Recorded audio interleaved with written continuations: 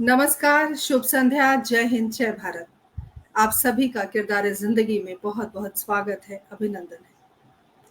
दोस्तों, हर बुधवार को एक वादा करके जाती हूँ कि अगले बुधवार एक नई शख्सियत के साथ रूबरू होंगी और उनके बारे में कहते हैं ना कि व्यक्ति से व्यक्तित्व तक की जो यात्रा होती है, उस यात्रा को 1 घंटे में तय करने की कोशिश करते हैं हम और उसी कोशिश में एक और कड़ी जुड़ गई है।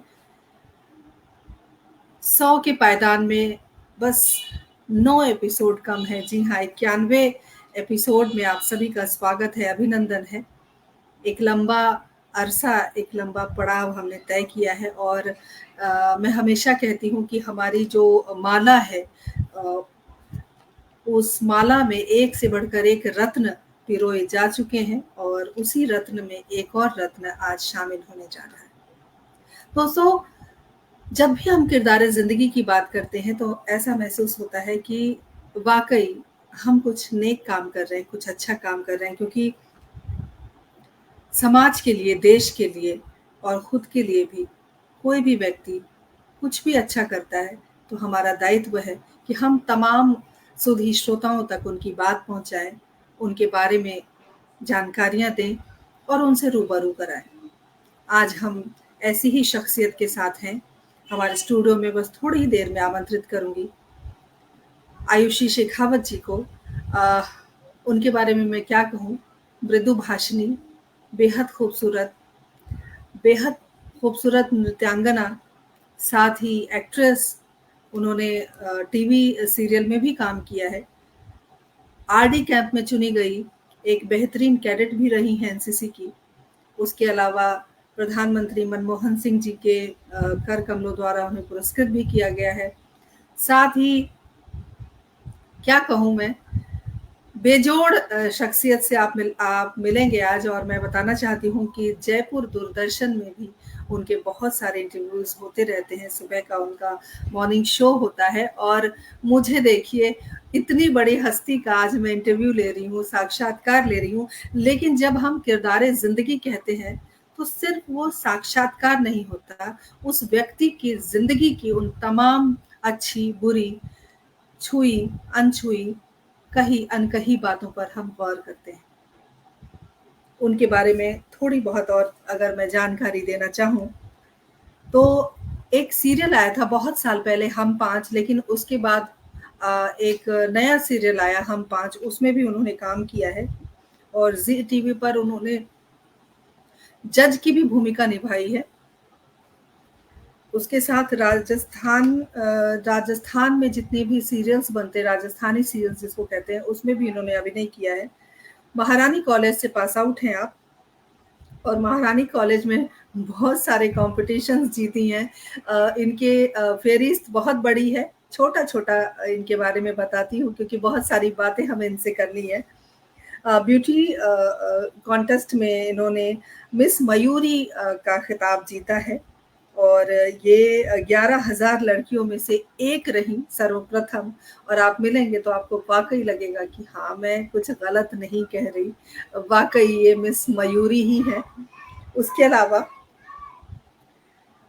राजस्थान यूनिवर्सिटी से अपनी मास्टर्स आपने किया है और इंटरनेशनल घूमर फेस्टिवल में भी आपको घूमर का जो ताज मिला है, उस ताज से आप विभूषित हुई हैं और स्वच्छ भारत निगम की ब्रांड एम्बेसडर भी आप रह चुकी हैं और अभी दिल्ली जयपुर दूरदर्शन में आप संचालिका हैं। उसके अलावा आपने समाजशास्त्र से मास्टर्स किया है और क्या कहूँ, एंकर तो आप बहुत खूबसूरत हैं ही, उतनी बेहतरीन अदाकारा भी हैं, उतनी ही बेहतरीन नृत्यांगना भी हैं। तो मुझे लगता है कि ज़्यादा समय ना नष्ट करते हुए मैं सीधे-सीधे उन्हें आमंत्रित करती हूँ क्योंकि हम भी उत्सुक हैं उनसे बात करने के लिए, उनके बारे में जानने के लिए। आयुषी, बहुत-बहुत आपका अभिनंदन है, स्वागत है और सबसे पहले मैं शुक्रगुज़ार हूँ कि आपने हमारे आतिथ्य को स्वीकार किया और हमारे इस पटल पर आने का आकर जो हमें गौरव प्रदान किया उसके लिए हम बहुत-बहुत शुक्रगुज़ार हैं। मैं भी वैभवी जी बहुत-बहुत आपका शुक्रगुज़ार करती हूँ, धन्यवाद करती हूँ, किरदार ज़िंदगी का धन्यवाद करती हूँ और हमारी राजस्थानी जो संस्कृति है कि हमारे राजस्थान में जो है पलक पावने बिछा कर के स्वागत करते हैं हमारे अतिथियों का। तो खमागणी सा और राम राम सा कहकर मैं आप सभी का और हमारे जितने भी हमारे जो दर्शक हैं उन सभी का मैं स्वागत करती हूँ और धन्यवाद करती हूँ कि अपना कीमती समय देकर के और वो आज हमारे सामने लाइव जुड़े हुए हैं। बहुत बहुत अभिनंदन पुनः आपका। और हम अभी देखिए, अभी कार्यक्रम शुरू भी नहीं हुआ है और इतने सारे दर्शक श्रोता जुड़ गए हैं और मैं जरा उनका भी अभिनंदन करूं, उनका भी स्वागत करूं। हमारे साथ गुलशन ग्रोवर जी जुड़ गए हैं, स्वागत अभिनंदन करती हूँ। हमारे साथ हमारे पटल के मुख्य सलाहकार आदरणीय सुरेंद्र शर्मा सागर जी जुड़ गए हैं। भाई साहब बहुत बहुत शुभ संध्या। सुभाष नाग जी हमारे साथ जुड़े हुए हैं, अभिनंदन। गजेंद्र सिंह जी हमारे साथ जुड़े हुए हैं, बहुत बहुत अभिनंदन। हमारे साथ डॉक्टर पुष्पलता तनेजा जी जो केंद्रीय हिंदी निदेशालय में निदेशक के पद पर रही हैं और भी बहुत सारे महकमे उन्होंने संभाले, आपका बहुत बहुत अभिनंदन है, स्वागत है। और बूंदी से कुकी ओम प्रकाश जी जुड़ गए हैं, बहुत बहुत अभिनंदन करती हूँ, स्वागत करती हूँ हमारे इस कार्यक्रम में। और मैं बताना चाहती हूँ कि कुकी जी हमारे किरदार जिंदगी का हिस्सा रह चुके हैं, तो पुनः आपका अभिवादन। और आपको भी खम्मा गढ़ी कहा गया है, सुरेंद्र भाई साहब ने कहा है, तो बहुत बहुत अभिनंदन। पधारो म्यारे देश, बिल्कुल सही बात है। और भारत परंपराओं का देश रहा है और हम बहुत सारी संस्कृति को अपने आंचल में संजोए चले जा रहे हैं और आने वाली जो हमारी पीढ़ी है, हमारी पूरी कोशिश रहेगी कि हम उस धरोहर को उन्हें देकर जाएं। तो सबसे पहले आयुषी, हम चाहेंगे, क्योंकि कार्यक्रम की जब भी हम शुरुआत करते हैं तो हम चाहते हैं कि परिवार के बारे में बात करें। डीडी मीना हमारे साथ जुड़ गए हैं, बहुत बहुत स्वागत अभिनंदन। सभी का स्वागत करती हूँ, किसी का नाम अगर रह गया हो तो थोड़ी देर के बाद मैं जरूर नाम लूंगी और सभी जुड़े रहें। अंजू माथुर नाग हमारे साथ जुड़ गए, डॉक्टर रीता नामदेव जुड़ी हुई हैं। देखिए ये दो किरदार हमारे साथ जुड़े हैं, किरदार जिंदगी में डॉक्टर रीता हमारे साथ आ चुकी हैं और कुक्की जी भी आ चुके हैं। तो चलिए पारिवारिक पृष्ठभूमि की हम बात करते हैं, तो आयुषी यहीं से कार्यक्रम की शुरुआत करें, स्वागत। जी जी, मैं बताना चाहूंगी सबसे पहले तो कि मैं राजस्थान के जयपुर में ही जन्मी हूँ और मैं उस मरुभूमि से हूँ, उस वीर वीरांगनाओं की भूमि से हूँ जहाँ पर मीराबाई जैसी भक्तानी, पन्ना धाई जैसी बलिदानी माँ और रानी पद्मावती जैसी जो है शतरानी हुई है, जो त्याग और बलिदान का एक आप देख सकते हैं कि उदाहरण है। मैं उस भूमि से हूँ, तो मैं बहुत अपने आप को गौरवान्वित महसूस करती हूँ कि मैं राजस्थान से हूँ। जयपुर में मेरा जन्म हुआ और मेरी फैमिली में जो है, मेरे परिवार में मेरे पिता, मेरी माता और मेरा एक छोटा भाई है। हम 4 जने हैं। ऐसे तो बहुत ज़्यादा भरा हुआ परिवार है काका बाबाओं में, लेकिन हम लोग जो है वो हम लोग 4 हैं। और जो मेरे पापा हैं वो गवर्नमेंट जॉब में है, सरकारी कर्मचारी है और मेरी मम्मा जो है वो हाउसवाइफ है और मेरा जो छोटा भाई है देवाशीष, वो IIMC दिल्ली से अपनी अभी पढ़ाई कर रहा है। तो ये मेरा छोटा सा जो है परिवार है और बोलते हैं ना कि मध्यम वर्गीय जो परिवार है उसमें मैं पैदा हुई हूँ। लेकिन कभी भी मेरे जो है पापा ने हमें कभी भी कमी किसी चीज की भी होने नहीं दी है। मतलब हमेशा उन्होंने एक क्वीन की तरह, बोलते हैं ना, एक महारानी की तरह हमें एक जिंदगी दी है, चाहे उनके पास में हो या ना हो, लेकिन हमें किसी चीज की कभी कोई कमी नहीं है। और आज भी मैं बताना चाहूंगी कि आज भी उनका मतलब अभी उन्होंने टच फोन लिया है, सबके पास में आजकल टच फोन है, लेकिन अभी उन्होंने मतलब साल भर पहले ही उन्होंने टच फोन लिया है। खुद की सुख सुविधाओं का त्याग करके पहले हमारा ध्यान रखा। खुद मतलब मेरे पास में आईफोन जैसी चीज उन्होंने मुझे दिलाई और खुद कीपैड वाला फोन यूज करते थे और आज भी वो उस बाइक पे ही अपने जो है दफ्तर जाया करते हैं। बिल्कुल सीधे और साधारण सी है। मेरी जो मम्मा है वो एकदम बोलते हैं ना कि अपनी संस्कृति को फॉलो करने वाली है। वही हमारे राजपूती संस्कृति में लंबा लंबा जो घूंघट होता है वो पर्दा करके पूरा पर्दा सिस्टम में रहती हैं, लेकिन उसके बावजूद भी उनने मुझे बनाया, मुझे इस समाज से निकाल करके और एक जो है मेरा जो पहचान दिलाई है वो मेरी मैं माँ की वजह से ही हूँ, मैं आज मेरे पेरेंट्स की वजह से। क्या बात है! बहुत अच्छी बात आपने कही। परिवार का बहुत बड़ा सहयोग होता है, चाहे शादी से पहले हो या शादी के बाद। एक महिला यदि आगे बढ़ती है, तो शादी से पहले माँ-बाप का, भाई-बहन का बहुत बड़ा योगदान होता है और शादी के बाद पति का और उनके इन-लॉज़ का। तो वाक़ई मुझे बहुत अच्छा लगा। एक जो बेटी होती है, वो पापा की परी होती है और जी। वो मैं महसूस कर सकती हूँ क्योंकि मैं सबसे छोटी हूँ और पापा का बहुत ज़्यादा प्यार-दुलार मुझे मिला है। तो पापा की परी वाली फीलिंग आ रही है। ख़ैर देखिए सबसे बड़ी बात होती है कि आपका परिवार अगर आपके साथ है, तो आप हर मुश्किल से लड़ सकते हैं और मुश्किलों को कहते हैं ना पीछे छोड़कर आप आगे बढ़ सकते हैं। आगे बढ़ लेकिन सकते हैं रही जी। बात एक्ट्रेस बनने की या आप नृत्य में कौशल प्राप्त कर चुकी हैं, आप कथक जी। नृत्यांगना भी हैं, तो ये जो पहलू है, चूँकि आपने कहा कि आपकी जो मम्मा हैं, वो इतने घूँघट में रहती हैं, तो ज़ाहिर-सी बात है कि वो बहुत ज़्यादा बाहर आना-जाना नहीं करती होंगी। तो नृत्यांगना बनने के साथ-साथ एक्ट्रेस कैसे बनी आप? ये क्या पारिवारिक परिवार में और लोग थे या एकदम से आप अलग फ़ील्ड में आ गई? मैं बिल्कुल वैभवी जी, मैं बिल्कुल डिफरेंट फ़ील्ड में आ गई हूँ। मैंने जैसा कि अभी बताया कि पापा एकदम सीधे-साधे से और मम्मा एकदम पर्दा सिस्टम उसमें रहने वाली, और बिल्कुल हमारे मतलब मेरे पूरे परिवार में ही कोई भी ना तो एक्टर है और ना ही कोई डांसर है। ये तो सिर्फ़ मेरी मम्मी ने, मेरे माता-पिता ने मेरी प्रतिभा देखी। हुआ ये था कि स्कूल टाइम में जैसे मंच पे जाना, परफ़ॉर्मेंस देना, तो इसमें मेरी रुचि बहुत ज़्यादा हुआ करती थी। तो मेरी मम्मा देखती थी कि इसी चीज़ में इसकी रुचि है, और उस टाइम की बात मुझे याद है, मैं मात्र 3 साल की थी और जब फैंसी ड्रेस कॉम्पिटिशन था मेरे स्कूल के अंदर, तो बिल्कुल छोटी-सी थी। मैं आपको बाद में व्हाट्सएप पे मैं वो शेयर करूँगी आपको फ़ोटो, आपको भी देख के बड़ा अच्छा लगेगा। बहुत क्यूट लग रही थी मैं उसमें।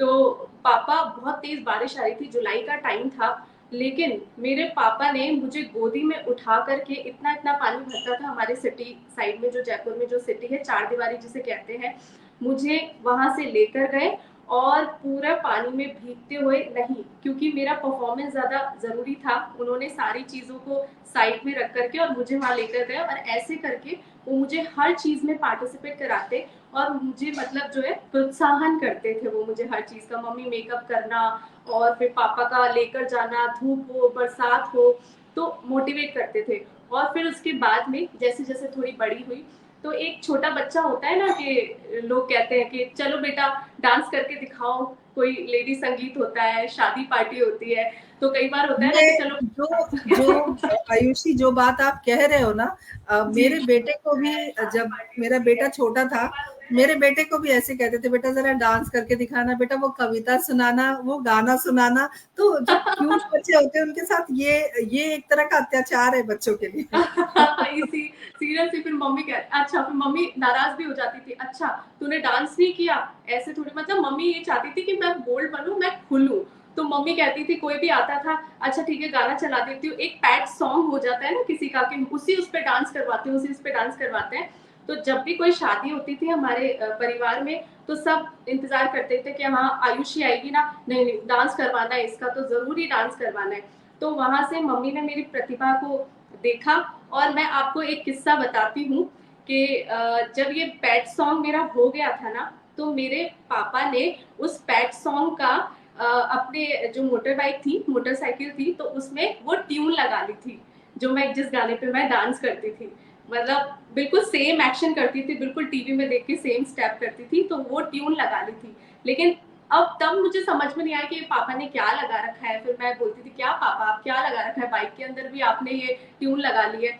बट जब मैं आज सोचती हूँ, तो आज मुझे लगता है कि मेरे पापा ने वो जो ट्यून लगाई थी, तो वो मुझे इंकरेज करने के लिए लगाई थी, कि मुझे आगे बढ़ाने के लिए लगाई थी, और वो बहुत खुश होते थे कि ये इस फील्ड में ये आगे जाए। फिर उसके बाद में जब मेरा कॉलेज हुआ, स्कूल्स में तो मैंने किए, काफ़ी सारे परफॉर्मेंस किए, एनुअल फंक्शंस में किए मैंने। फिर मेरा जो लाइफ का जो टर्निंग पॉइंट था, वो जब मैंने कॉलेज में एडमिशन लिया, मैंने जैसा कि आपको बताया कि हमारे महारानी कॉलेज है, यहाँ का टॉप कॉलेज है, ये एशिया का टॉप कॉलेज में भी आता है महारानी कॉलेज, गवर्नमेंट कॉलेज है। तो वहाँ एडमिशन होना भी बहुत ज़्यादा मुश्किल होता है, मतलब परसेंटेज बेसिस पे एडमिशन्स होते हैं वहाँ पे। तो मेरी 12th में अच्छी परसेंट बनी थी तो मेरा वहाँ पे एडमिशन हो गया था। अब एक बच्चा होता है ना, बोलते हैं कि 12th से जाता है तो उसे मतलब कुछ समझ में नहीं आता है दीन दुनिया का, क्या हो रहा है मेरे साथ में, क्या करूँ मैं, किस फील्ड में जाऊँ। तो मेरे साथ में भी वही चीज़ थी, एकदम मुझे समझ में नहीं आया मैं करूँ क्या। फिर जब मैंने एडमिशन लिया तब वहाँ से लोगों से मिली मैं, उनसे बात की, तब सबने मुझे बताया कि ऐसे ऐसे करके यहाँ पे एक क्या बोलते हैं डांस कॉम्पिटिशन्स होते हैं, आप उसमें पार्टिसिपेट कीजिए। तब मैंने पार्टिसिपेट किया, तब मैंने मिस महारानी में पार्टिसिपेट किया। तो जब मैंने पार्टिसिपेट किया तो मैं थोड़ा सा लेट हो गई थी, वहाँ का जो फ्रेशर्स हुआ था तो मैं एडमिशन्स में लेट हो गई थी। तो वहाँ पे मैंने परफॉर्मेंस दी और वहाँ पे मुझे कुछ नहीं मिला, तो मैं मायूस नहीं हुई, मैं मायूस नहीं हुई। वहाँ पे मेरा पहला ही कंपटीशन था महारानी के अंदर, लेकिन जो लोगों ने और जो दर्शकों ने और ऑडियंस ने मुझे पसंद किया तो उससे मुझे और प्रोत्साहन मिलता रहा। फिर देन उसके बाद में मुझे किसी ने बताया कि अच्छा तुम अच्छा डांस करती हो, काफ़ी सारे फंक्शंस किए मैंने, तो तुम ऐसा क्यों नहीं करती कि डांस के अंदर तुम पढ़ाई ही कर लो। तो वहाँ से मुझे ये चीज़ आई और फिर उसके बाद मेरी मम्मी को भी किसी ने कहा कि ऐसे ऐसे कि कथक से या क्लासिकल से इसमें पढ़ाई भी होती है। तो मैंने वहाँ से फिर मैंने उसके बाद में मैंने वैसे तो 12th में मैंने जाकर के मैंने एडमिशन लिया था, राजस्थान संगीत संस्थान है यहाँ पर और वो गवर्नमेंट का एकमात्र कॉलेज है।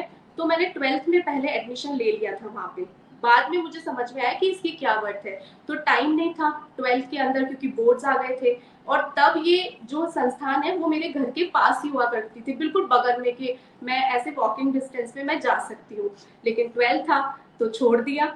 फिर उसके बाद में जब मैं महारानी गई तब मुझे पता चला कि ठीक है, मतलब वो आप देखिए कि आप कहाँ का, उसके बाद में मैंने गैप कर दिया, फिर उसके बाद में वापस मुझे एडमिशन के लिए मुझे मालूम पड़ा, लोगों से पता चला, तो फिर मैंने एडमिशन लिया। लेकिन तब तक वो मेरे घर से बहुत दूर जा चुका था, मतलब काफी किलोमीटर के डिस्टेंस पे था। मतलब मैंने तब नहीं किया जब मेरे घर के पास था, मैंने तब किया जब ये दूरी पे था। तो मैंने वहां से मैंने एडमिशन लिया, 2012 में मैंने एडमिशन लिया कथक में, और 8 साल का ये डिप्लोमा होता है जहाँ पे मेरी गुरु रही डॉक्टर कविता सक्सेना।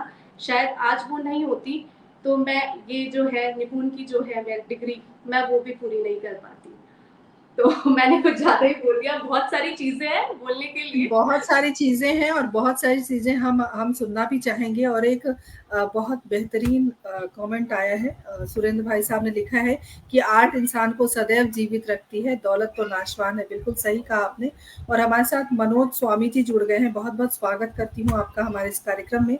हमारे साथ अनुराधा अनिरुद्ध जी जुड़े हुए हैं, बहुत-बहुत स्वागत अभिनंदन करती हूँ। और एक और हमारी जो किरदार रही हैं वो जुड़ गई हैं हमारे साथ, पूनम खंगरौत जी। और पूनम जी, विशेष आभार, आपने आयुषी जी को ढूंढ कर दिया। और इस तरह की जो पीछे जो हमारी किरदार नहीं आई थी, पूनम जी ने उनको भी हमें ढूंढ कर दिया था।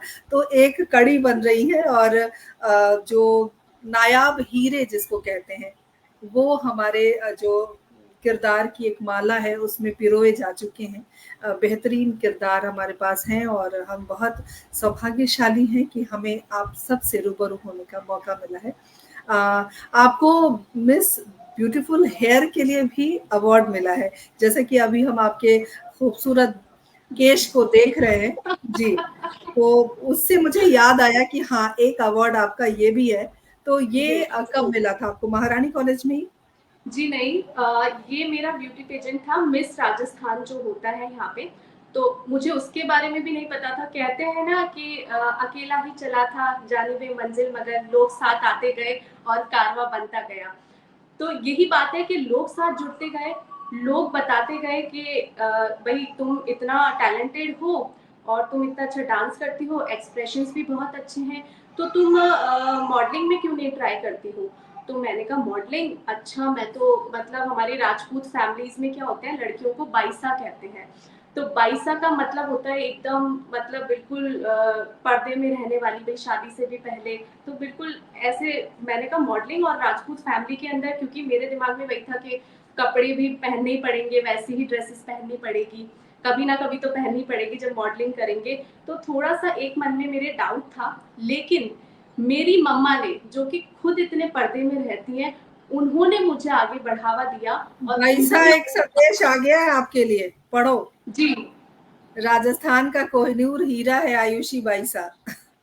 ये तो कम बहुत बहुत गजेंद्र जी आभार साहब। कह रहे हैं, गजेंद्र सिंह जी बहुत बहुत आभार आपका, और हमारे साथ बने रहिए, जुड़े रहिए, बहुत सारी बातें हमें आयुषी से करनी है। जी आयुषी, आप अपनी बात रखिए। जी, तो वहां से मुझे पता चला, तो मम्मा ने मुझे बोला कि नहीं, आप जाओ, और मैं सपोर्ट कर रही हूँ, मैं बैठी हूँ ढाल बन करके। तो उनसे मुझे जो है वो बढ़ावा मिला और उनसे शक्ति मिली। उनको पता है मेरी मम्मी को ये है, घर में क्यों बैठी है, कुछ करो, कुछ सीखो। इवन छोटी थी, क्लास में पीछे बैठती थी, अच्छा बातें करती होगी पीछे बैठ बैठ करके, आगे क्यों नहीं बैठी तू। और मैं अगर डांस में भी, अगर स्कूल में अगर कहीं पीछे लग जाऊं या पीछे मुझे खड़ा कर दिया जाए, मेरी बच्ची आगे क्यों नहीं है। तो उनको उनको ये चीजें थी। मैं तो, मुझे तो बिल्कुल कोई मतलब ही नहीं था कि क्या करना है क्या नहीं, मुझे तो बस आराम, बोलते हैं ना, एक आराम वाली जिंदगी चाहिए थी। लेकिन मेरी मम्मी की वजह से जो है मैं आगे बढ़ पाई हूँ। फिर उसके बाद में मैं मिस राजस्थान में सेलेक्ट हुई। उसमें भी बहुत ज्यादा कंपटीशन टफ टफ था, और बहुत ज्यादा मतलब हाइट की लड़कियां थी, मेरी इतनी हाइट है नहीं, और वहाँ पे हाइटेड लड़कियां थी। तो मैंने कहा चलो घर चलते हैं, अब तो कुछ होने जाना है नहीं यहाँ पे, क्या करना है यहाँ पे। लेकिन वहाँ पे मेरा फर्स्ट राउंड में सिलेक्शन हुआ, सेकंड राउंड में सिलेक्शन हुआ, टॉप 7 तक पहुंची, और मैं उसके बाद में मुझे टाइटल मिला मिस राजस्थान में मिस ब्यूटीफुल हेयर्स का। तो वो भी जो जर्नी है वो बहुत ही मतलब मेरी हार्ड वर्किंग रही है ना। तो मैं आपको बता नहीं सकती, मतलब वो जो पल है, अपने पास टाइम कम है भाई, 7 से 8 का टाइम है अपना। तो वो भी ये मेरी जर्नी रही है कि वहाँ पे भी स्टेप बाय स्टेप, बोलते हैं ना कि एक सीढ़ियाँ, हम लोग मकान बनाते हैं तो अपन सीढ़ियों से ही स्टेप स्टेप करके ही पहुंच पाते हैं अपन आगे। तो बिल्कुल ऐसे सही कहा। जिंदगी का सफर भी है, जिंदगी का बिल्कुल भी यही सही। सफर है कि अपने को सब कुछ करना पड़ेगा, लेकिन स्टेप बाय स्टेप करना पड़ेगा। बिल्कुल, बिल्कुल। हवा में कोई चीज़ नहीं मिलती, और ना ही एक दिन में कोई शोहरत मिलती है। कहते हैं रातों-रात शोहरत मिल गई, लेकिन रातों-रात शोहरत तब मिलती है जब आप सालों स्ट्रगल करते हो, सालों आप तपस्या करते हो, सालों आप जिस क्षेत्र में जाना चाहते हो उसके लिए लगन और निष्ठा से लगे रहते हो, तब जाके रातों-रात शोहरत मिलती है। हमारे साथ मनोज स्वामी जी जुड़े हुए हैं, और उन्होंने लिखा है, हमारा अभिमान है आप। आयुषी जी राजस्थान की शान है, ऐसा उन्होंने लिखा है। मीनाक्षी शर्मा हमारे साथ जुड़ी हुई हैं, जिन्होंने लिखा है, Ayushi di is our pride and shine always, love you di. तो ये आपकी छोटी थैंक बहन है, यू मुझे लगता मीनाक्षी, थैंक यू है। मनोज जी। जी, सभी का स्वागत है, अभिनंदन है, और सभी से एक ही गुजारिश करती हूँ, कार्यक्रम को शेयर करते रहिए ताकि ज़्यादा से ज़्यादा लोगों तक हमारी बात पहुँच सके। तो आयुषी, आप इतना कुछ परिवार का सहयोग, और जिस तरीके से आप कह रही हैं कि मम्मा हमेशा आगे बढ़ने के लिए कहती थी, पीछे क्यों रह गई, तो ये एक मोरल सपोर्ट होता है माता पिता का, जिसकी वजह से जो बच्चे के अंदर जो हुनर है, बच्चे के अंदर जो कला है, उस कला को आप निखार भी पाते हो, उसे पुश भी कर पाते हो आगे बढ़ने के लिए। तो ये तो थी आपकी जो शादी से पहले की यात्रा, मैं कह सकती हूँ। जी लेकिन ये सारा कुछ जो संजो के और उसे अब तक आगे बढ़ाना, ये तब हो पाता है जब आपको शादी के बाद आपका पार्टनर आपको पूरा सहयोग देता है। तो ज़रा उनके बारे में भी हम जानना चाहेंगे। वैभवी, मैं मतलब पार्टनर से पहले तो मैं सबसे ज्यादा जो धन्यवाद कहूंगी, या मैं कहूँ कि मैं उनकी आभारी हूँ, और इस जन्म में तो मैं उनका कर्ज चुका भी नहीं सकती हूँ, क्योंकि लड़कियां डरती हैं, शादी करने से डरती है, और इतना सब कुछ करने के बाद में उनको लगता है कि हमारे तो पंख कट जाएंगे, क्योंकि मैन ऑलवेज मैन, क्योंकि आदमी आदमी ही होता है, क्या पता कैसा मिले, कैसा घर मिले, और मेरा इतना जो टैलेंट है वो छूट ना जाए। लेकिन ईश्वर की कृपा रही है मेरे साथ में कि मुझे, मैं वहाँ माँ छोड़कर आई तो मुझे यहाँ दूसरी माँ मिल गई। मम्मी तो फिर भी मुझे बहुत ज्यादा डांटती थी, मम्मी तो बहुत ज्यादा डांटती थी, लेकिन आज जो मेरी मदर इन लॉ है ना, मैं आपको बताऊंगी, मतलब सब लोग ये सोचेंगे, मुझे खाना बनाए हुए मुझे 4 साल हो गए, मैं इससे बड़ी बात क्या कहूंगी। उन्होंने सारी घर गृहस्थी की जो जिम्मेदारी है वो अपने कंधों पर ले ली है, क्योंकि वो भी कला प्रेमी है। मेरे जो है इन लॉज हैं, मेरे फादर इन लॉ, मेरी मदर इन लॉ और मेरे जो हस्बैंड है वो भी बहुत अच्छा गिटार प्ले करते हैं। तो ये मेरा जो इन लॉज, जो यहाँ का एनवायरनमेंट है, वो सभी कला प्रेमी हैं, तो उनको बहुत अच्छा लगता है। और मेरी जो सासू माँ है वो बहुत ज़्यादा प्राउड फील करती हैं। कभी भी मेरा शो आ रहा होगा दूरदर्शन पे तो सबसे पहले आगे चला के, अच्छा आयुषी का शो आ रहा है, चलो सब डिस्टर्ब मत करना, अभी मुझे आयुषी का शो देखना है। या मेरे साथ में अवार्ड्स फंक्शंस में जाती है तो सबसे आगे जाकर के बैठती है और मुझे कहती है कि अब कोई फंक्शन नहीं आ रहा, अब कोई प्रोग्राम नहीं आ रहा, करो प्रिपरेशन तुम डांस। और मैं कई बार सोचती हूँ मैं प्रैक्टिस ना करूँ तो मेरी मदर इन लॉ कहती है करो ना तुम, डांस की प्रैक्टिस करो, मैं संभालूंगी। इवन मेरा बेटा है जो 3 साल का, अभी अब कंप्लीट होगा वो, उसे भी वो संभाल लेती हैं। आज इसलिए मैं इतना सब कुछ कर पाती हूँ क्योंकि आज उनका सहयोग है, इसीलिए कर पाती हूँ मैं इतना। तो बहुत बड़ी मेरे लिए बात है ये कि मुझे ईश्वर ने इतना बड़ा आशीर्वाद दिया है। और मैं जिस कम्युनिटी में पैदा हुई हूँ, राजपूत कम्युनिटी में, तो वहाँ पे इतना महिलाओं को घर में, मतलब उनके मायके में, उनके पीहर में इतना नहीं सपोर्ट किया जाता। तो आप तो समझ ही सकते हैं कि उनको वहाँ पे अपने ससुराल में कहाँ सपोर्ट मिलेगा। लेकिन मैं बिल्कुल, ब्लेस्ड रही बहुत हूँ। अच्छी बात आपने कही है और हमारे पास संदेश भी आ गया है कि ऐसी सास भगवान सभी को दे। और वाक़ई डॉक्टर पुष्पलता तनेजा जी ने लिख के भेजा है कि आप राजस्थान ही नहीं पूरे देश की शान हैं। तो वाक़ई बहुत अच्छी बात आपने कही और बहुत अच्छा लगता है जब कोई महिला अपने लॉज़ के बारे में अच्छी-अच्छी बातें करती हैं, वो भी और मैं इस इसमें तरह एक बात और कहना चाहूंगी जी, आपको जी, जी। कि ये तो रही मेरे इन लॉज की बात कि वो घर गृहस्थी की सारी जिम्मेदारी संभाल लेते हैं। मैंने कुछ भी काम नहीं किया है, बस मेरी मर्जी होती है, मैं मेरी मर्जी से काम कर लेती हूँ जितना मैं करती हूँ, बाकी सारी जिम्मेदारी उन्होंने ले रखी है। मेरे हस्बैंड की मैं बात कहूँ कि जब भी रात को इवेंट्स होते हैं, जहाँ भी मैं जजमेंट पे जाती हूँ या मेरे कथक के परफॉर्मेंस होते हैं, वेट करना पड़ता है, रात को 11-11 बजे जो है परफॉर्मेंस खत्म होती है, मेरे हस्बैंड मेरे साथ रहते हैं। और मेरे बेटे को भी उन्होंने 3-3, 6-6 घंटे उन्होंने वहीं पर ही जो है ग्राउंड जहाँ पे है गोद में लेकर, उनके हाथ दर्द कर गए लेकिन संभाला है। लेकिन कई लोग ये भी बोलते हैं कि इतना मतलब साथ में जाता है, कई लोगों को दिक्कत भी होती है कि क्या कोई काम नहीं है जो हमेशा, लेकिन मैं बहुत ज्यादा प्राउड फील करती हूँ। अरे हम क्या कहते हैं पति पत्नी को कि ये अर्धांगिनी है, यानी कि आधा अंग है, तो उसमें कहाँ हर्ज है कि वो आपका सपोर्ट कर रहे हैं, साथ कर रहे हैं, अगर वो घर के कामों में भी आपकी हेल्प कर रहे हैं तो ये तो बहुत बड़ी बात है। मैंने वही कहा अभी कि अर्धांगिनी होती है, तो आप एक दूसरे का सपोर्ट करेंगे, सामंजस्य बिठा के चलेंगे, तो आपकी घर गृहस्थी, आपका जीवन, ये सब सुधर जाएगा, सफल हो जाएगा और एक आप खुशहाल जिंदगी जी सकते हैं। बिल्कुल सही कहा आपने, बहुत सारे समर्थन आपके इस बात पर आ रहे हैं और हमारे साथ आशीष जुड़ गए हैं, आशीष चौधरी, बहुत-बहुत स्वागत अभिनंदन करती हूँ। लगातार सभी बने हुए हैं, जुड़े हुए हैं और भाई साहब आपका बहुत आभार कि आपने 8 ग्रुपों में शेयर कर दिया है इस प्रोग्राम को। शेयर करते रहिए क्योंकि आयुषी जी से अभी बहुत सारी बातें करनी है। आयुषी कई बार क्या होता है जब आप पूनम जी पूनम जी लगातार हमारे साथ बनी हुई हैं और बहुत शुक्रगुजार हूँ कि आपने इतनी बेहतरीन किरदार को हमें सौंपा। आयुषी मैं कह रही थी कि घर में, परिवार में, सब जगह सब कुछ अच्छा-अच्छा है, सपोर्ट है, सब कुछ है। लेकिन एक महिला के लिए जब महिला आगे बढ़ती है तो संभवतः उनको काफ़ी स्ट्रगल करना पड़ता है, काफ़ी दिक्कतों का सामना करना पड़ता है या कई बार जैसे आप एक्ट्रेस हैं या जी आप प्ले करती हैं, तो कई बार आपको डिमोलाइज़्ड भी किया जाता है। कई बार जी आपके पैर बिल्कुल। नीचे जाते हैं। तो ऐसी सूरत में क्या कभी आपके साथ ऐसा हुआ? अगर हुआ तो आपने कैसे इसका मुकाबला किया? लाइफ है और मतलब पैर खींचने वाले, लेग पुलिंग करने वाले लोग ज्यादा हैं और एप्रिशिएट करने वाले लोग कम हैं। अपने बोलते हैं ना, अपने लोग कम हैं। और मतलब जब आप निकलते हो और आप कुछ सोचते हो तो ये कहते हैं ये तो क्या कर पाएगी, ये तो कुछ भी नहीं कर पाएगी।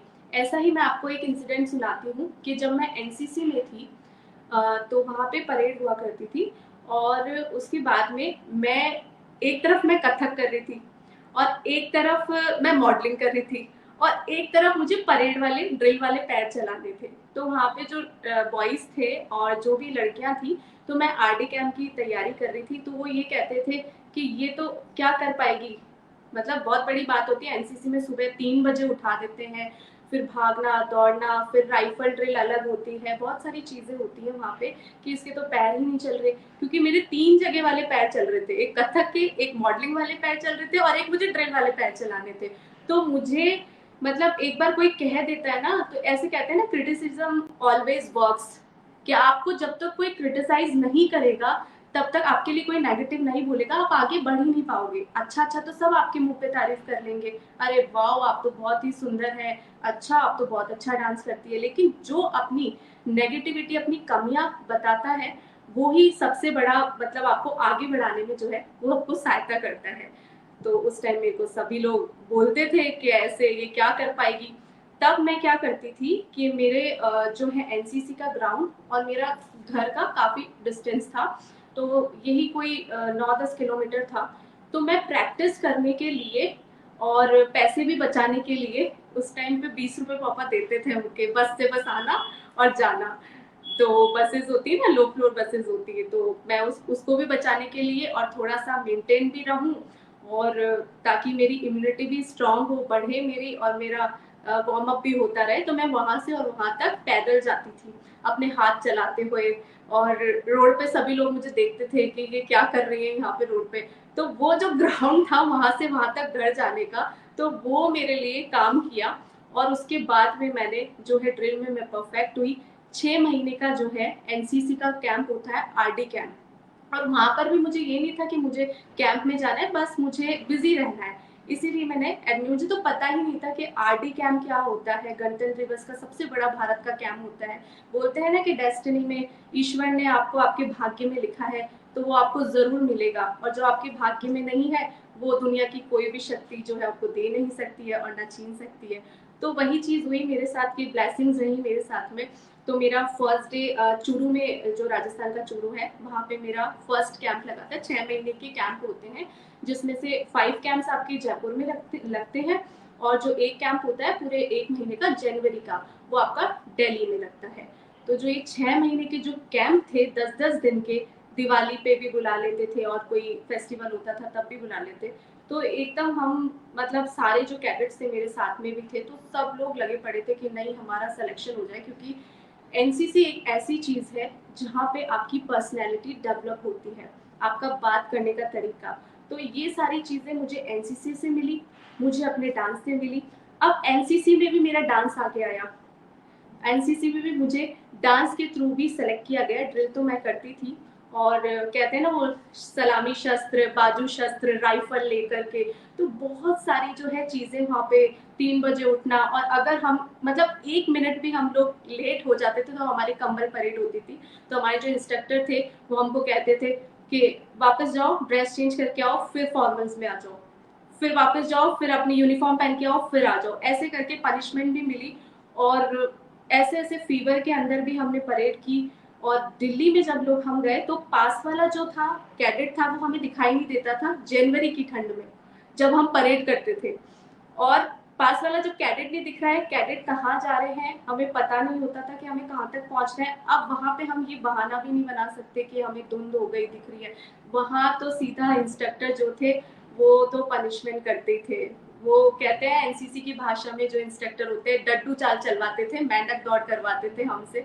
तो वो मतलब अच्छा भी एक्सपीरियंस रहा है, और मेहनत भी बहुत करी है। बॉडी में कितनी थकान हो रही हो, आपको चलना है तो चलना है, सुबह 4 बजे फॉलन होना है तो होना है। और उसके अंदर भी जब तो राजस्थान को। आयुषी, जी आयुषी जब आप एनसीसी में थे और जी आरडी कैंप बहुत बड़ा कैंप होता है, और उसके लिए आप चुनी भी गई और आपने वो कैंप भी कंप्लीट किया, तो जी कभी सेना की तरफ या पुलिस कर्मी की तरफ कभी रुझान नहीं गया आपका कि हम इस तरफ जी भी जाएं?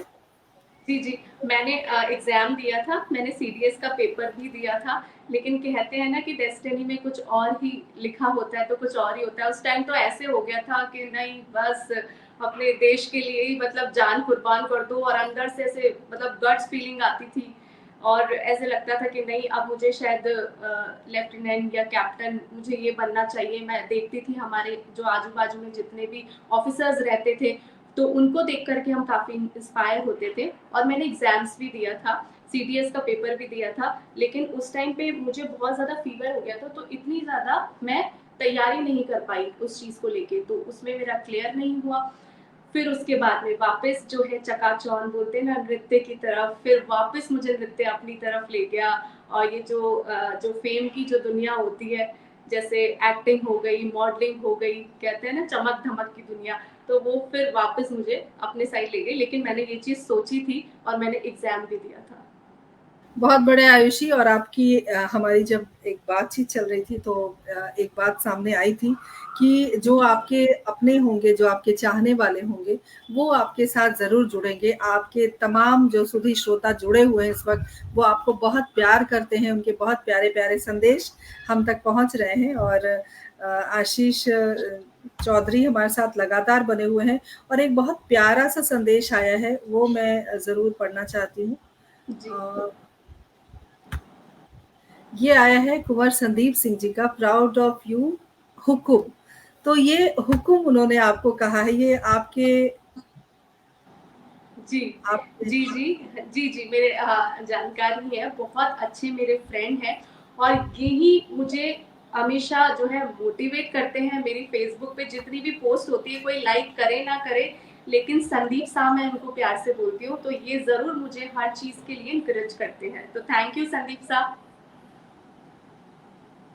और अनिल जी भी, अनिल मारवाड़ी हमारे साथ जुड़े हुए हैं। उन्होंने भी लिखा है कि अपनी मुश्किलों से ज़िद्दी करके आई हैं, ख्वाबों को जीतने के लिए आई हैं, अरमान नहीं है आसमान छूने के आयुषी जी, सिर्फ हुनर से अपने दिल जीतने आई हैं। बहुत बढ़िया कोट किया है इन्होंने। और सभी का मैं हृदय से आभार व्यक्त करती हूँ। हमारे साथ अंशु चौहान भी जुड़े हुए हैं। सभी का अभिनंदन है, स्वागत है। एक ही गुजारिश करती हूँ, बने जी रहिए, जुड़े रहिए और कार्यक्रम को शेयर कीजिए। तो ये तो सारी बातें हो गई। आप गजेंद्र जी लगातार बने हुए हैं, प्राउड ऑफ यू बाइसा कहा है उन्होंने, और बहुत सारे संदेश उनके भी आए हैं। और किसी का नाम अगर रह गया हो तो मैं माफी चाहती हूँ। आयुषी, आपको जी स्वच्छ भारत जो अभियान है या निगम है, उसकी तरफ से आपको ब्रांड एम्बेसडर भी चुना गया। तो इसमें जी आपका क्या काम था, क्या रोल था? क्या आप जगह-जगह जाके कैंपेन करना या लोगों को मोटिवेट करना, क्या कुछ जी, किया आपने? इसके हाँ, जी, जी, इसके अंदर मुझे मैं एक वक्ता हूँ, तो लोग मेरी ज़्यादा सुनेंगे। और टेलीविज़न के माध्यम से भी मैं बात करती हूँ, इसलिए भी मुझे चुना गया। और मैंने जगह-जगह जाकर के जो है जब कचरे वाली जो है, जो गाड़ी आती थी, तो वहाँ जाकर के मैंने एक कैंप लगा था, तो वहाँ पे सब लोगों को इकट्ठा करके और आस-पास के जितने भी जो डर्टी एरिया थे, वहाँ से मैंने खुद अपने आप मतलब झाड़ू उठा कर के मैंने झाड़ू लगाई है। और मैंने खुद ने ही कचरा साफ किया है, और लोगों को जो है हमारे सोशल मीडिया के माध्यम से भी। और मैं तो खुद इवन मतलब हमें पहले खुद से ही शुरुआत करनी होगी। तो मैं ये चाहती हूँ कि लोग खुद से, जैसे बसेस वगैरह में बैठे हैं, खाली रैपर है, चिप्स का है या बिस्किट्स का आप खा रहे हैं, तो आपको यदि डस्टबिन नहीं दिख रहा है, तो वो आप उसे अपने बैग में डाल लीजिए या फोल्ड कर लीजिए। फिर जहाँ भी आपको ऐसी जगह दिख रही है जहाँ डस्टबिन है, तो वहाँ पे आप उस कचरे को डालिए, क्योंकि ये शुरुआत खुद से ही करनी होगी हमें। तभी जाकर के हमारा जो है भारत है वो स्वच्छ रहेगा।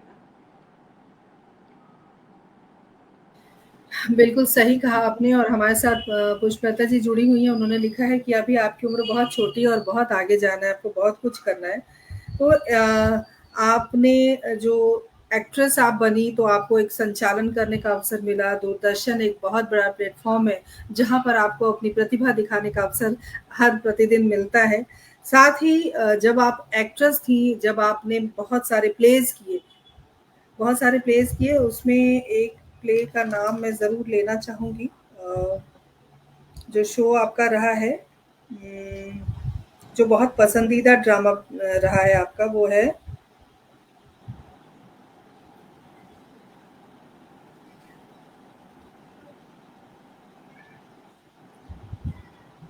ताजमहल का टेंडर। जी उसके बारे में हम बात करना चाहते हैं। उसके बारे में हमें कुछ बताएँ। जी, तो मैं आपको बताना चाहूँगी कि जो प्ले मैंने जो किया है, मतलब एक्टिंग की तरफ, मुझे मिस राजस्थान के बाद ही अपॉर्च्युनिटी मिली। फिर मैं वही बात हमारे दर्शकों से भी कहूँगी और मैं आपसे भी कहूँगी, क्योंकि मैं नृत्यांगना हूँ, इसलिए एक्सप्रेसिव हूँ, और उसी नृत्य के ज़रिए लोगों ने मुझे कहा कि नहीं, अब एक्टिंग में भी आपको ट्राई करना चाहिए, क्योंकि जो आपकी फेशियल एक्सप्रेशंस है, आपकी भाव भंगिमा है, तो वो वहाँ पे काम करेगा। तो मैं आपको बता दूं कि मेरे जो है जयपुर दूरदर्शन में जब मैं गई, वो उसकी एक अलग कहानी। पहले मैं बता देती हूँ कि मैं एक्टिंग फील्ड में कैसे गई। तो जयपुर दूरदर्शन में जो है मेरे प्रोड्यूसर हैं, मैंने उनसे बहुत कुछ सीखा है। राजकिशोर सक्सेना, मैं नाम लेना चाहूँगी, यदि वो मुझे देख रहे हैं तो मैं उनका धन्यवाद करती हूँ। उन्होंने मुझे बहुत कुछ सिखाया है। मुझे तो एंकरिंग करनी भी नहीं आती थी, लेकिन उन्होंने मुझे सीधा उठा के मुझे शो में बिठा दिया, क्योंकि उन्होंने मुझ पर विश्वास करा कि हो जाएगा। उन्होंने मुझे धीरे धीरे सिखाया। फिर उन्हीं के थ्रू कहीं से बोला मैंने, अभी के लोग साथ जुड़ते गए और कारवा बनता गया। तो उन्हीं के थ्रू मुझे ये सीरियल मिला। उन्होंने कहीं पे बात करी तो उनसे पूछा, बोले आपके पास इतनी खूबसूरत खूबसूरत जो है आती हैं, एंकर्स आती हैं, तो आप मुझे बताइए कि यहाँ पे ऑडिशंस हो रहे हैं और हम 5 फिर से के ऑडिशन हैं, तो आप वहाँ पे किसी को भेज दीजिए। तो ऐसे एंकर्स तो बहुत सारी थी, तो उन्होंने ये मुझे हम बात। 5 कौन से चैनल पे आता था प्रोग्राम?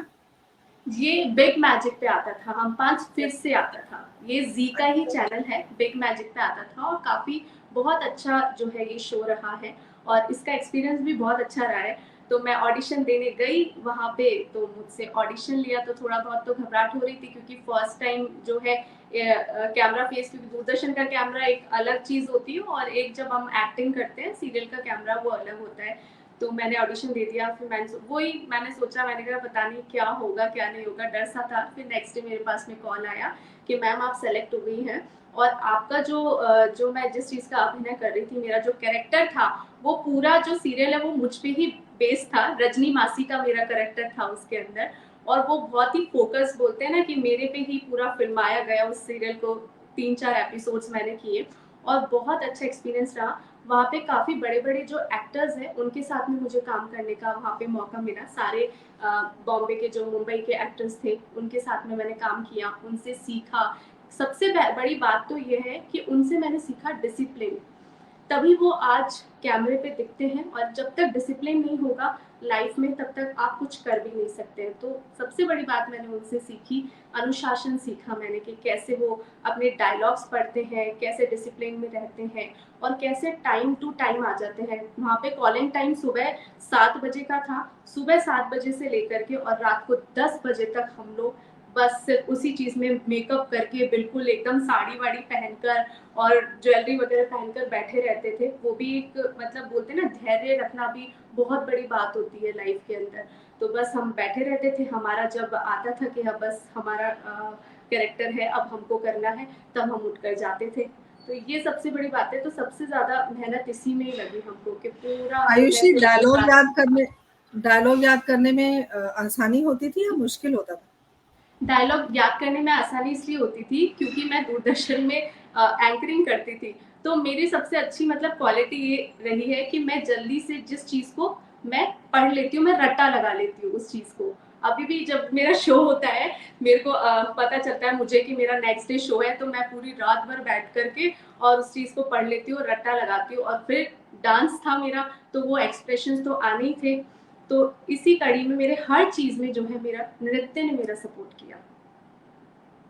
बहुत बढ़िया, बहुत अच्छी-अच्छी बातें हमारे साथ आप साझा कर रही हैं। बहुत सारी बातें, कुछ कही अनकही भी हैं, उस पर भी हम थोड़ा गौर करने की कोशिश करेंगे। हमारे साथ प्रमोद कुमार जी जुड़ गए हैं, बहुत-बहुत अभिनंदन करती हूँ। हमारे साथ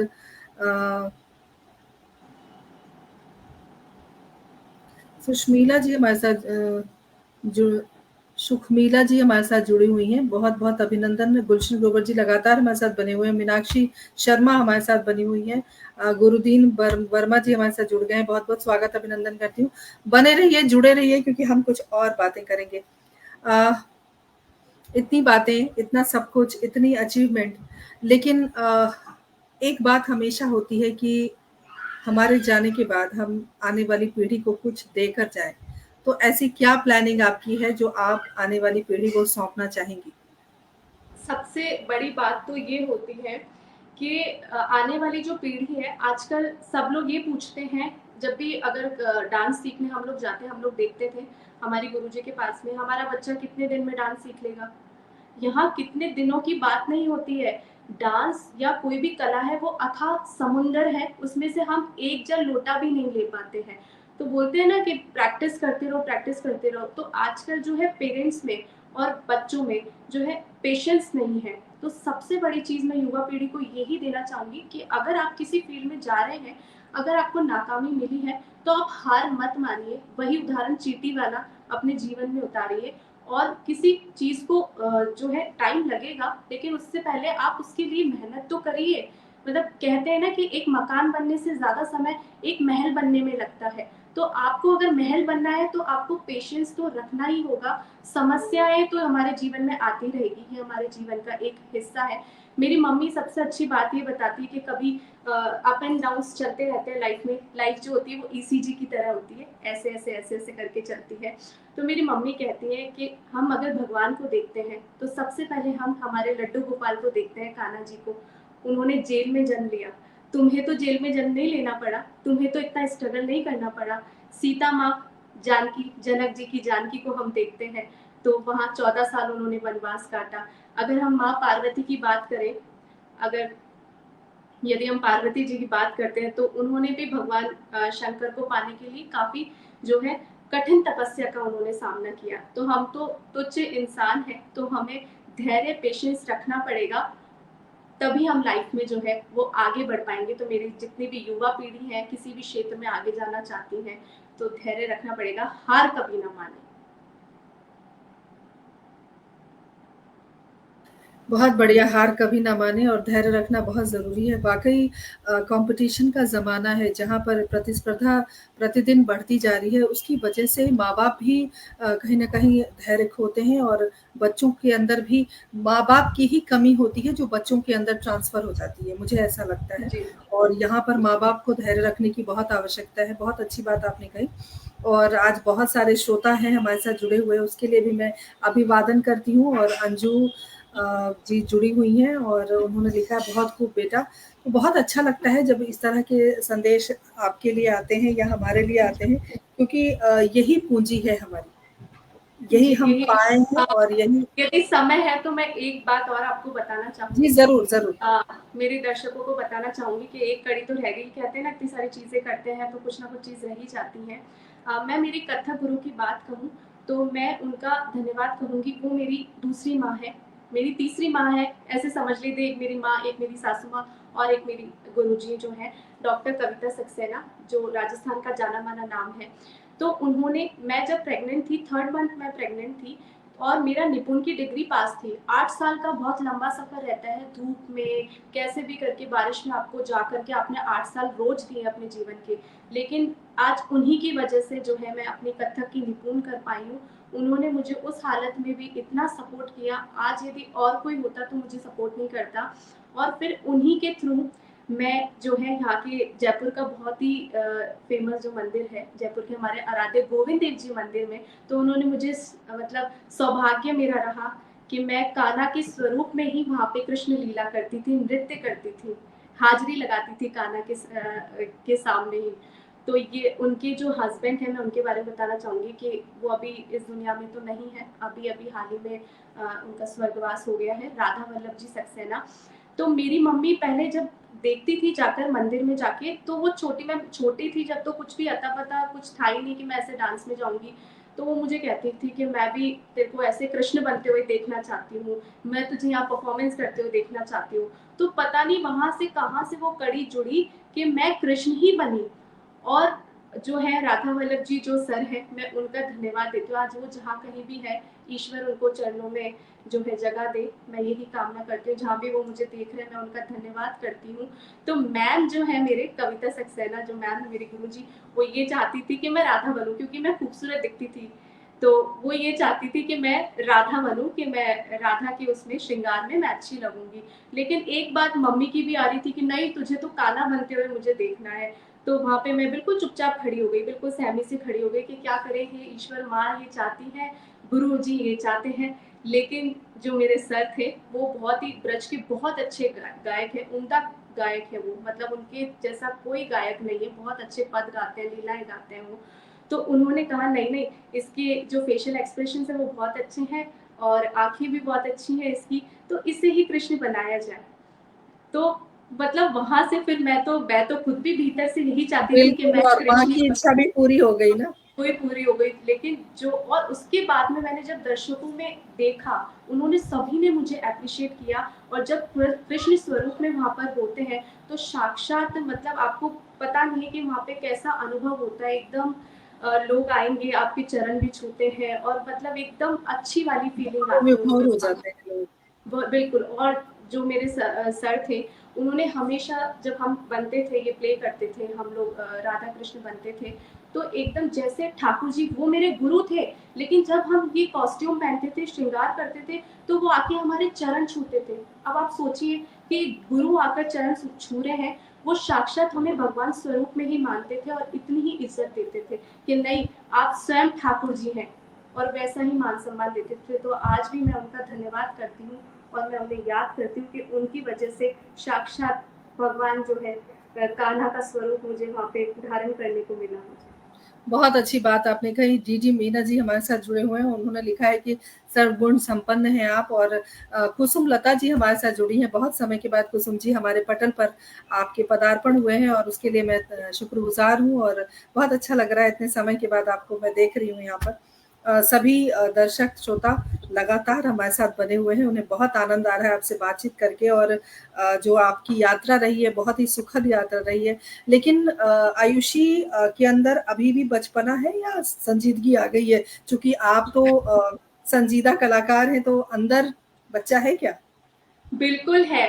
बच्चा इतना ज़्यादा है कि आप जो है मेरे जीवन साथी, मेरे लाइफ पार्टनर से पूछिए, कूट-कूट के मेरे अंदर जो है बच्चा जो है भरा हुआ है, बचपना बहुत ज़्यादा है। मैं जहाँ कहीं भी जाती हूँ, तो आप पाएँगे कि मैं सबको ही हँसा देती हूँ। मेरे अंदर जो चुलबुली चीज़ है ना, फिर कुछ लोग, मेरे हस्बैंड कहते हैं, अब तो आप एक बच्चे की माँ हो गई हैं, अब एटलीस्ट कम से कम मतलब लाइफ में सिंसियर रहना भी ज़रूरी है।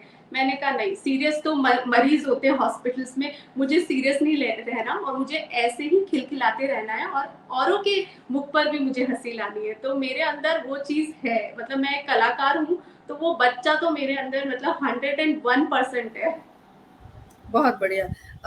आयुषी, आने वाले समय में या भविष्य की क्या योजनाएं हैं आपकी, वो हमारे दर्शकों के साथ आप साझा करना चाहेंगी?